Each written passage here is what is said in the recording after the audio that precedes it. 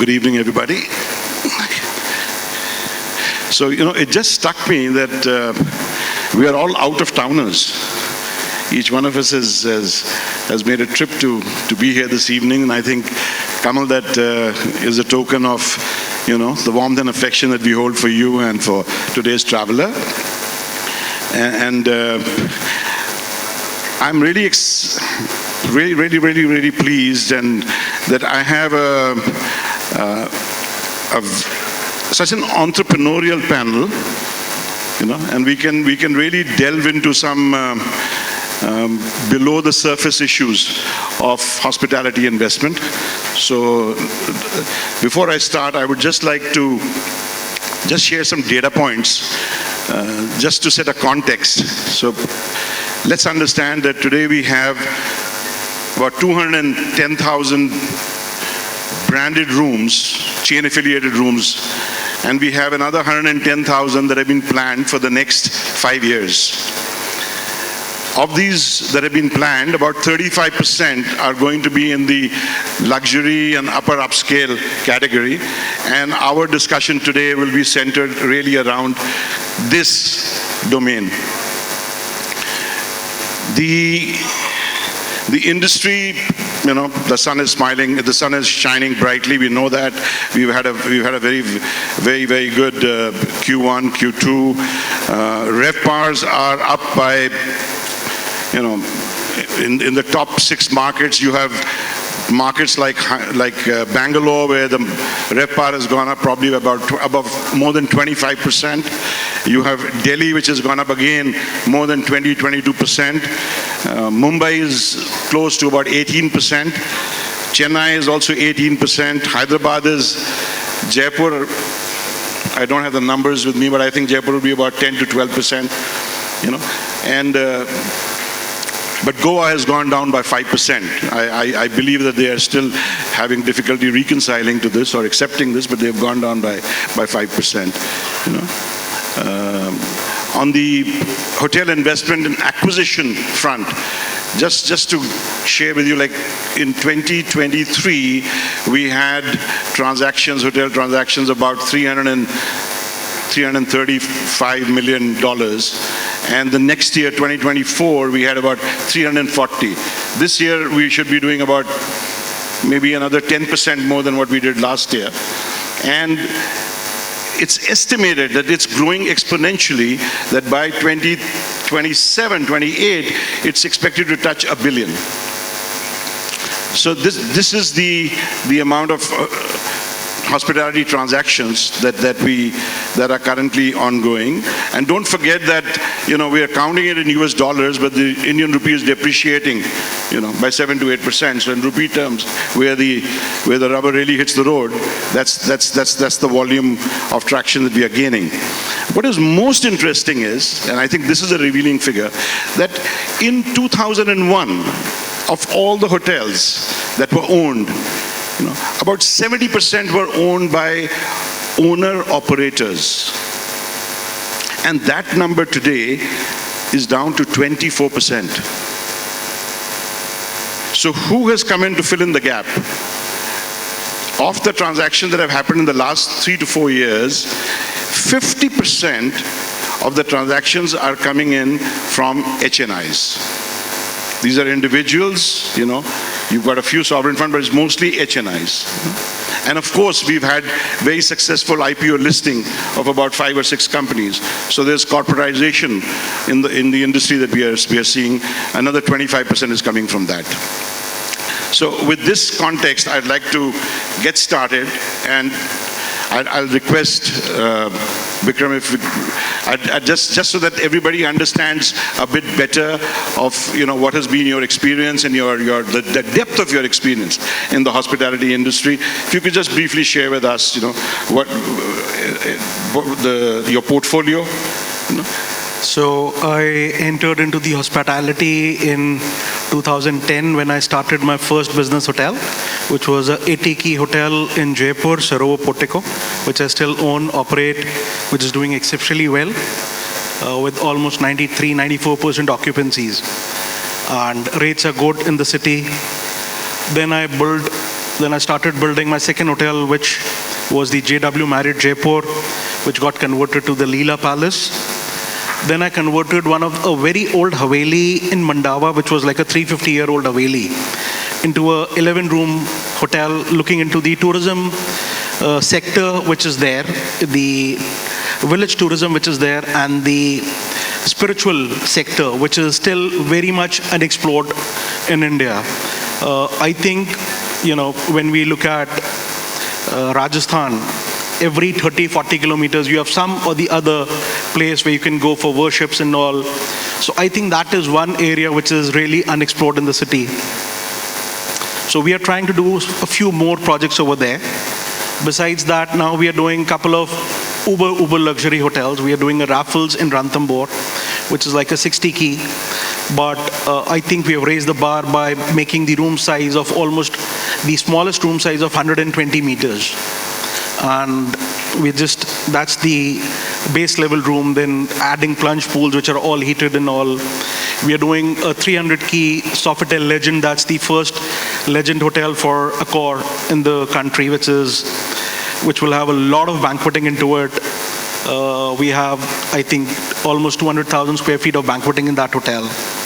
We are doing one more hotel in Udaipur, which would be like a 350 key.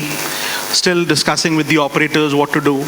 But again, that would be like a 60-meter room size, what we are trying to do. So all these hotels is what we have done till date now. Excellent, excellent. You really are busy. Atul, building is my passion, so I really enjoy that. Okay, great. Atul, if you could just share with us, please. You've been, I think, since 2006, right? That was your first hotel. So your portfolio, your journey so far, and your development plans for the next 5 years. Hi, I'm Atul Dangayaj, part of the Dangayaj group from Jaipur. I was born in the second generation hotelier. I was born in the hotel family. We were fortunate enough to own and operate multiple hotels across the country. We started with first hotel in Jaipur, but now we have hotels in Jaipur, Agra, Hyderabad, Jaisalmer, Udaipur. We're opening in Bangalore. But we have hotels in both leisure destinations and business hotels. And pretty excited and fortunate to have worked with all the global brands. And then we also have a heritage hotel in our portfolio, which is a 300-year-old palace, which we converted to an all 100-suite property outside of Jaipur. So we are very proud of that conversion. Next 5-year plans for us, I think very focused growth, a very disciplined growth, looking at owning and operating profitable hotels in key markets in India, something which for us can give us operational efficiencies. So that's where we're looking at selective and focused growth for the next five years. I think the audience would be interested in the brands that you're working with, because I think there's an exciting property that's on the horizon. So don't be that modest. Please do share that. Yeah. So thankfully, we have worked with all the top brands in the country, in the world. So we have worked with the Marriotts, Hiltons, Accor, Radissons, Wyndhams, ITCs. We own the Marriott in Jaipur, Marriott Udaipur, which we just opened. We've opened the ITC in Jaisalmer, a very heritage-looking hotel, 130 keys. We have the Radisson in Agra. We have the Ramada in Jaipur. We're opening DoubleTree, the largest DoubleTree in India, in Bangalore at the airport. And from the rooftop, you can see the runway, which is beautiful. I love that for the travelers. How cool is that when you go to get a bar at the rooftop and you're able to see your plane taking off and landing? Then we have the MEA, which we're opening in Bangalore city center. We are coming up in the future. We're opening a Raffles in Goa. We're doing the Fairmont in Goa. We're doing the first Waldorf of India in Jaipur. We're excited about that project. We have signed up with the Conrad. We're doing a Conrad in Delhi, which is quite exciting. So we are opening luxury. Our portfolio, we're doing a Hilton Garden Inn in Noida. So we have exciting pipeline coming up ahead of us from 2,500 rooms that we own. We want to build and go up to 4,000 keys very rapidly. Excellent, excellent, very exciting. Amit, you are, you've been with Juniper, you've seen Juniper grow, right? So I think if you could just share with everybody what is Juniper, what is the portfolio, and what exactly can they expect in Juniper 2.0? So, good evening, everybody. Let me just tell something about Juniper. So, Juniper was a part of Saraf Group, which was a joint venture with Hyatt International, and all our properties till date are being managed by Hyatt. It was in the late 90s that we first planned our hotel in Mumbai, the Grand Hyatt Mumbai. At that time, a mixed-use development with probably not comparing to today's scale. And then eventually this grew up to 6 hotels when we went into our IPO. For the next 5 years, we currently own about a portfolio of 1,900 rooms in Juniper, and we have a vision to take it to 4,000 plus in the next 5 years.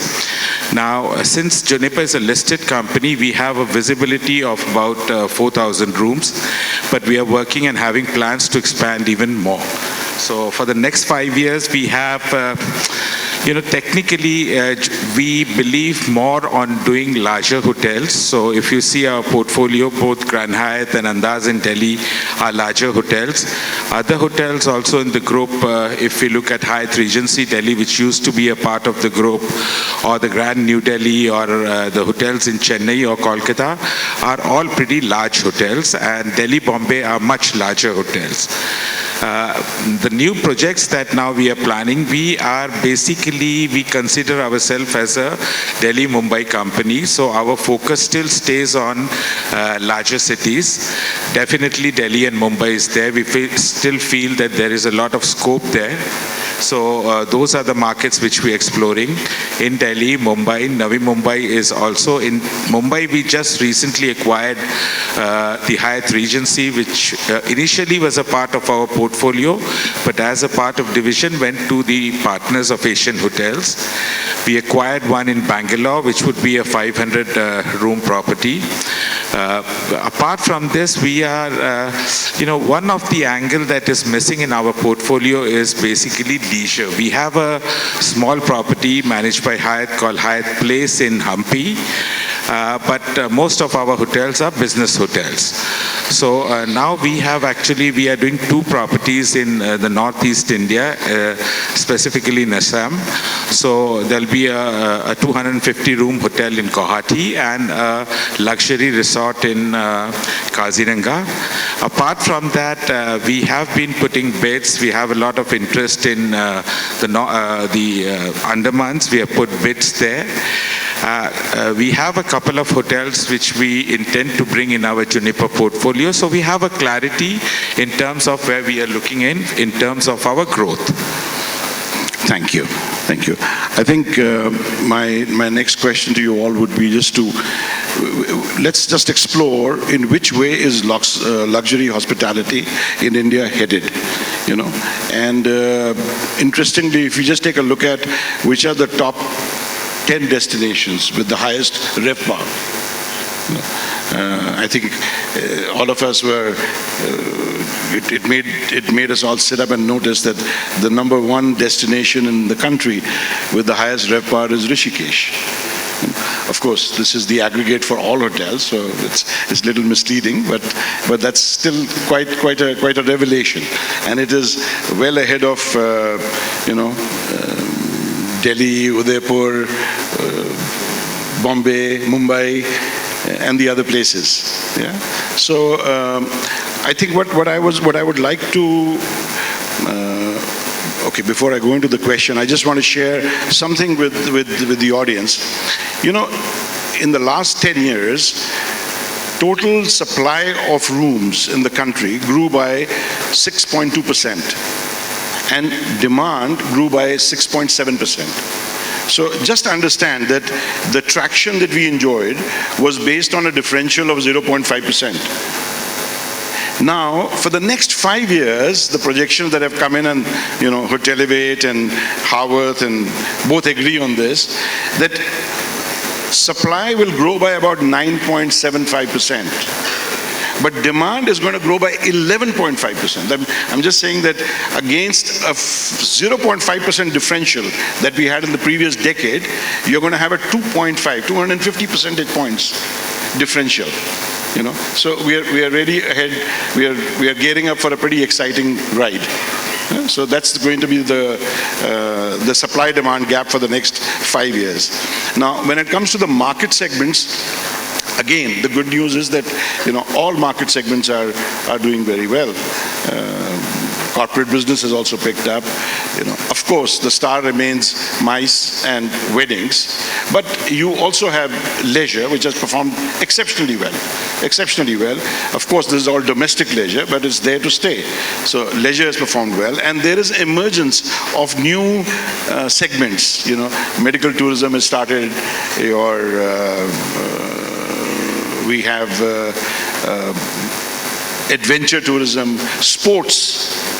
Correct. Look at what the traction that we received in Ahmedabad because you had the finals, of the World Cup. Correct. And there's more and more of that to come and stay. So, gentlemen, with this interesting landscape that is, that presents investment opportunities, I'm just curious that which of these interest you? Because naturally you would first like to stick close to the knitting. You want to build areas that you are more familiar with. You mentioned that you would like to have probably some cluster economies of scale, which is sensible strategic planning. But looking at that, going ahead, there may be some very interesting opportunities would be pan-India. So which are some of the areas that would interest you? And may I again request to start with you, Vikram? I love Rajasthan. I would love to be in Rajasthan only.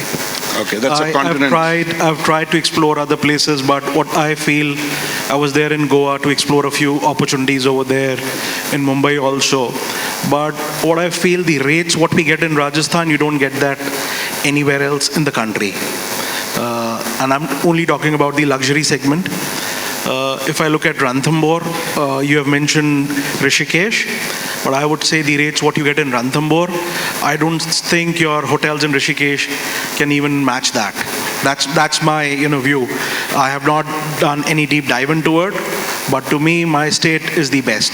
Policies are good, land is available, resources are there, and the best thing, you have got labor to build it on the palatial lines, which is my core competency, the passion what I have to build things on those luxury lines. Plus the connectivity of Rajasthan with Delhi, Mumbai and all the metros. And the way what we can, offer to the guest in terms of food also is something which is, you can't match that. So I think Rajasthan is one state I would love to be.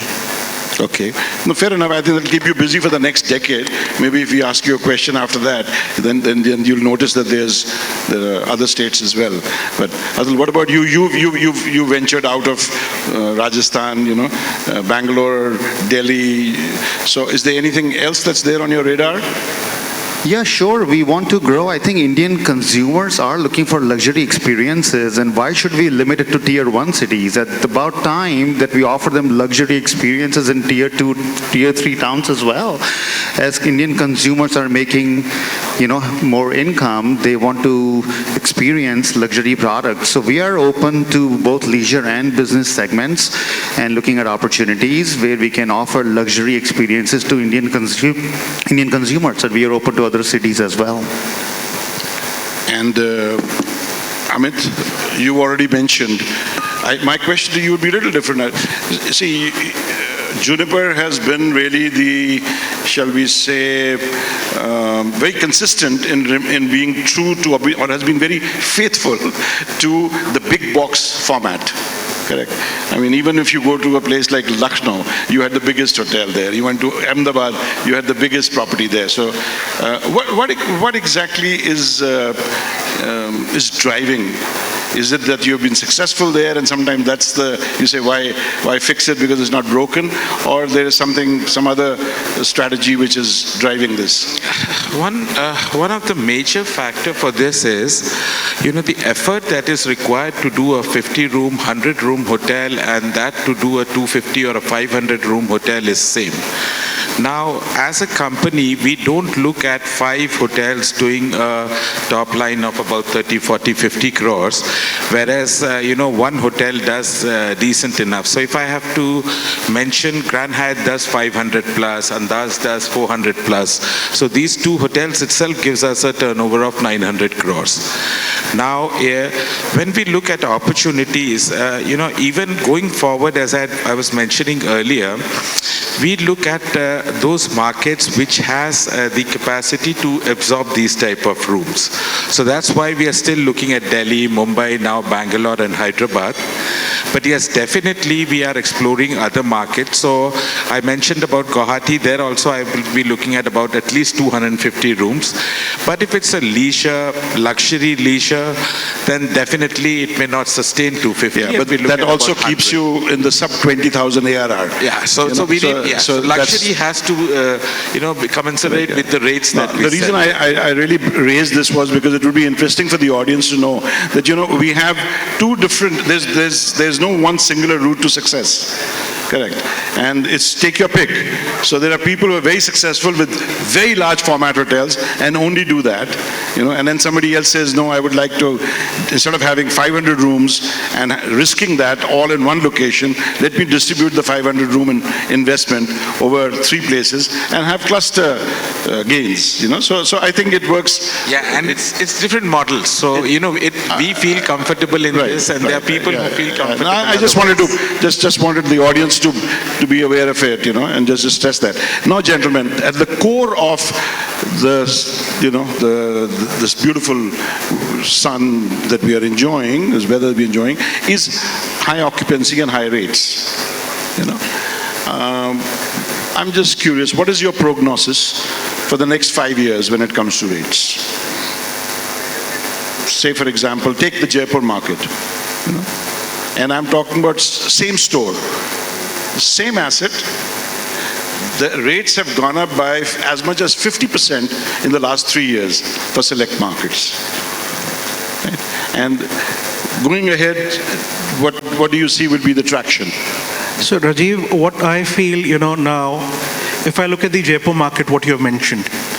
So, there are city hotels which have got 32, 34 meter room size, right? So they would grow at a pace of 5-6%. But when you look at a market which is totally different than Jaipur, the rates and the occupancy, which is more of the wedding market, which is Kukish. Now, what is happening over there, the room sizes are getting bigger, the amenities are getting bigger.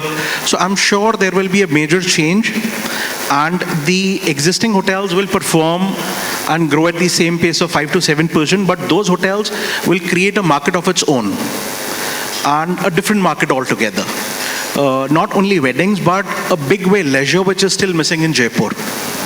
I think wellness also is coming into a big way. People are enjoying the drives.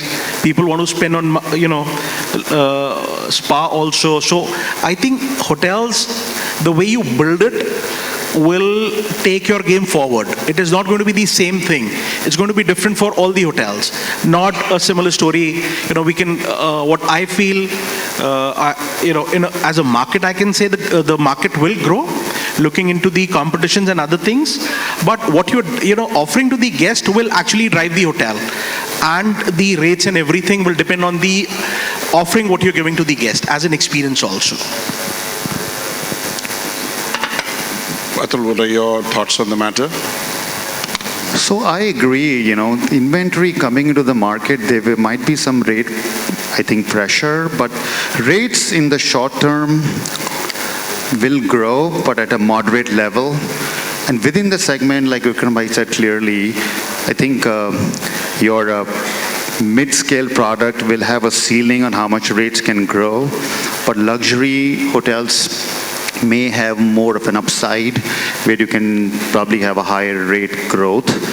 But as inventory comes into the market in the short term, I think rates will only climb moderately. They will still climb, but I think it's going to be a very moderate climb in the short term. I see. Okay, I'm going to come back to both of you because this is a subject very close to my heart, and I want to delve deeper into it. But before that, you've got city hotels. Yeah, so this it's a slightly different segment, different considerations. What are your thoughts? So I feel that these are more, resultant of demand and supply.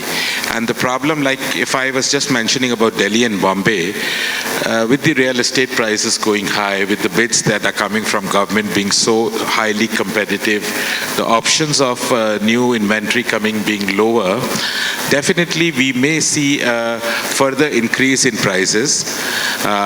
If you compare in dollar terms, we are still probably below the 2008 numbers, which we used to see. I remember in 2007-8, the type of numbers were there, have still not yet come in. But, certain areas in the city center would probably see a lesser challenges compared to the other, leisure destination where supply may increase faster. Okay, so, this is it's an interesting question. As I say, the proverbial, the camel can sit either way. Let's take a look at data points and let's take a look at facts. Historically, our business is cyclical. It's well known. Until this millennium, the cycles used to be 5-year-olds. There were 5-year cycles. And routinely, for many of us who've been in the business for the last 40 years, you could see it, that this is now, this is the start of the up cycle, or the start of the down cycle, you could read it. In 2007, the rates, this is the point that he was making, that the average room rate that was being achieved in, take, for example, let's take Delhi and Mumbai at the leading hotel. That rate was only breached last year. And today, the rate is about 10% or maybe 10 to 12% higher than that rate today. However, the dollar at that time was at 45. And we know what the dollar is today, is twice as much, So again, it's a question of, if you say that, wait a minute, in dollar terms, it hasn't gone up. But my question to you, gentlemen, is, but when your market is a domestic market, where does the dollar come into play? If you were really having the international traveler, it was a different matter. So we're using a rationale for a segment that we are not really entertaining. I mean, there's a disconnect. And that is the point I'm making. Look, I think we deserve higher rates. Don't get me wrong. But the point really is that historically, there's always been a down cycle. And there's been a down cycle with the domestic market. So people who are, we first thought that it was the revenge travel that started, right? Weddings is a different animal altogether. Is a totally different animal altogether, and it will continue to. At the same time, I was just reading McKinsey study, which says that, from $40 billion being spent by the domestic market today on travel, 140 will be spent in the next 5 to 7 years. It's going to climb exponentially. So more people will travel, but will they pay more? Now, Vikram, your point is absolutely clear. I agree with you that today, perhaps many brands are being over-rewarded just because they have the inventory. They're not really adding to the experience quotient. And in the future, you'll probably have to earn it, right? And I think that there will be a clear polarity in the market where you will have some who are really, the pyramid will have more clearer definition in its subsets than what it has today. So I subscribe to that, but I'm just alerting that what will happen after 5 years? For 5 years, we know that, demand supply is there's a 2.5 percentage points differential working in our advantage. But after 5 years, will there be a downturn? And when there is a downturn, how severe will be the downturn? Because our financial projections are based on 15 years. I mean, maybe 10 years on the spreadsheet, but we all know that's going really for 15 years. And these are very, very exciting and very brave projects that you gentlemen are taking. So the downside of that becomes that you start controlling your costs. And then when the cost control turns into value engineering, we realize it, we sometimes don't even realize it. That has become value engineering, because then the guest experience is being really compromised. So that's my next question to you, gentlemen. That project costs, I mean, that's something which you must be looking at very carefully. What are some of the things that you find that brands perhaps are not well aligned? It may not necessarily be adding value to the guest, but it is adding cost to you. I'm just getting the conversation started. So what I would really like to discuss with the three of you is that aligning owner expectations and brand expectations. The three of you had considerable experience at this. It would be wonderful to hear your insights on it.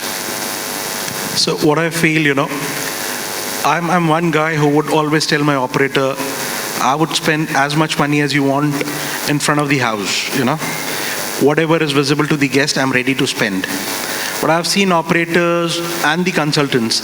I would also like to point out that the consultants, we hire, they follow the brand standards. There are a lot of things in a hotel, in the BOH area, which is not used.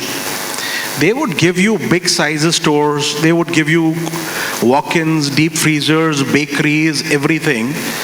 And then I have a question, are the operators able to even match the revenues of a restaurant which is running side by a hotel in the city? They can't. But they will make you spend a lot of money in the kitchen equipments and everything, Okay, their specialty is the rooms. They know how to sell the rooms. So whatever is there, we are ready to do that. I fight with my operator to cut down my cost only in the BOH. And one thing which I need to monitor when I'm building my hotel is the timeline. 5 to 6% is inflation every year. So if I'm not able to deliver my hotel within the timeline, then I would increase my cost, and that is where I'm going to lose. Second thing, what I feel where a lot of focus needs to be given by the owners and the operator is the shortage of manpower the industry would face. I think we are already facing a lot of shortage. Do we have good institutes to train the staff? No. What is happening is the operator himself doesn't have an answer to this. That what is he going to do with the shortage of manpower?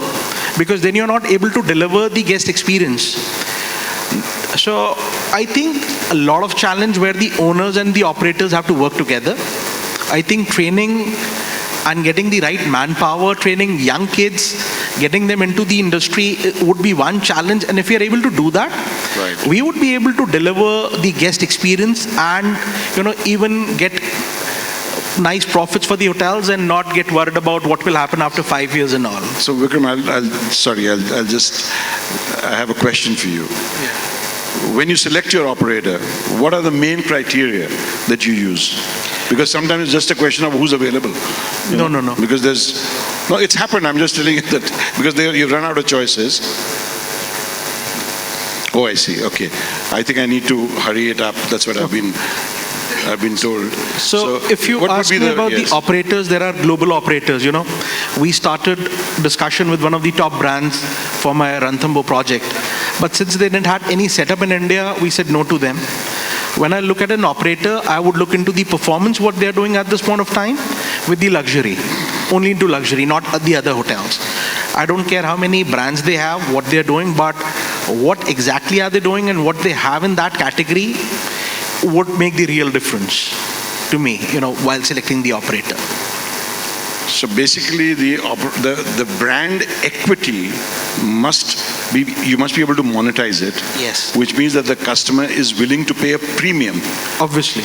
correct? And also it prefers this brand over the others, right? So you want that brand to sweat for that particular thing. So I'm ready to deliver what brand wants from me. Right, but in Then I return, want the brand to deliver what I want from them. very well, very well. Atul, your thoughts, because you've used multiple, so it's horses for courses or... So we choose a brand that's perfect for the product we are creating. Once we know what we're creating, we sit with the designing team and it's an open communication on the feel and the look of the hotel.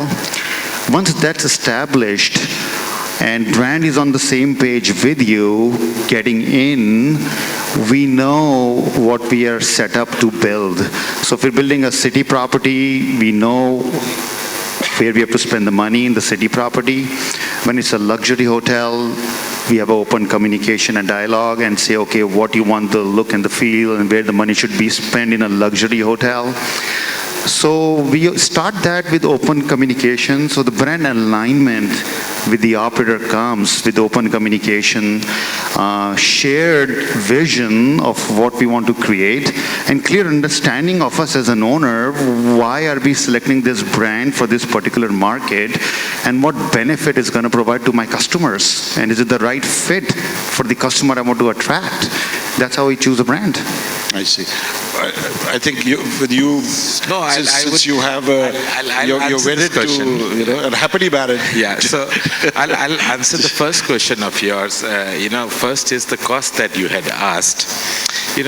Technically, when it's a leisure business hotel and the land cost and all are not very high, it becomes easier for doing a very large opulent properties. But when we do city center strategic locations, then the cost of FSI that's being charged it makes a very, very important factor of buying the land or you putting in the bid and committing for a long time, because we are at the top of the market, or probably we are reaching at the top of the market. 5-7 years down the line, when the cycle changes, we have to be very wary of that. As my friend was just saying about the overspending by the operators, our experience had been we work very closely with them. In one of the earlier sessions also, it was discussed about the partnership between the owners and the operators. And as of now, Hyatt had been only our international partners, and we have a very, very great relationship with them. I know that. I'm sorry to intervene. Yeah. I want to get something. You gentlemen have done several hotels. I just want to know, did they get built on time? Since you pointed out something very important. Most people, they're fixated on quality and cost, but they don't realize that time is money, basically. So did your projects finish on time, Vikram, and did they finish within, what was the deviation on the cost budgets? So when I started my JW, the team didn't had the uniform also. So I was 4 months before the schedule. Okay. Yeah. Fantastic. And even for the Raffles, what we are planning is the schedule is 2028. We are targeting 2026. So that's how long is the construction period? 14 months. 14 months? Yes. Wow. We must have a chat separately. Sure. Atul, what about you? Has it been on schedule or... And do you guys use the PMC or do you do it yourself? No, we do in-house. Everything is in-house. But India is a country of surprises, and I think, we need support from the government, right, to get all these licenses in time and all these permits on time. They delay our projects. I'm not going to say it's not delayed, but those permits and licenses, they do add to the delay getting those permits and licenses, liquor licenses, OCs. So we could be finishing the building, but by the time we can operate it, there is a timeline, and we need more support from the government to make it easier for us to bring the product quickly to the market. I have my closing question, and I'll ask you first that, if you had a wish list for policymakers, and I think we have a few in the room today. So if you had a wish list for policymakers to unlock faster hospitality growth, what would be your top 2 reforms? First would be definitely ease of doing business. We have almost like 50 licenses that we need right from the day we acquire the land, then your construction approvals, your environment clearances. So if there is a single window ease of business from the government, I think it will be of great help. You know, India has a large potential for tourism if it could be marketed as discussed earlier, and if we get an opportunity to do it faster, because this definitely is a challenge in India. Secondly, I always feel that, India, our sector, our industry has not been given an industrial status. So if you look overseas, these are highly capital intensive projects. And here in India, we get capital loans for say about 10 years, 12-year tenure.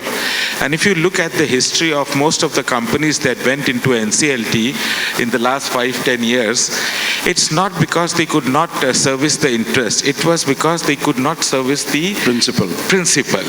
And if we get this industrial status, we get some sort of benefits in terms of electricity, but definitely the tenure of loans. So these are the two things which I feel the government should be very proactive. Would you have something to add? I can see we are under pressure to wrap up. I think Rajasthan, the hospitality is industry now. Correct. Yeah. It has industry So it's status. state by state. Several, yes. Yeah, but single window, every government Right. will claim they have single window. It doesn't work. Right. That is where the delay is, Right. So,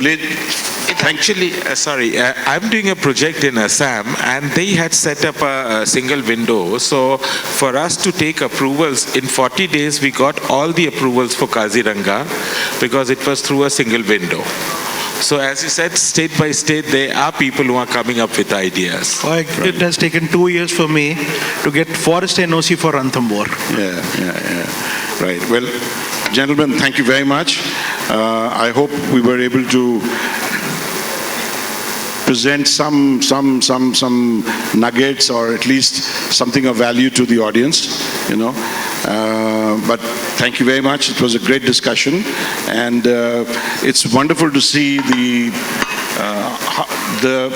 depth and the width of investments in hospitality that you all are doing. Good luck. Thanks.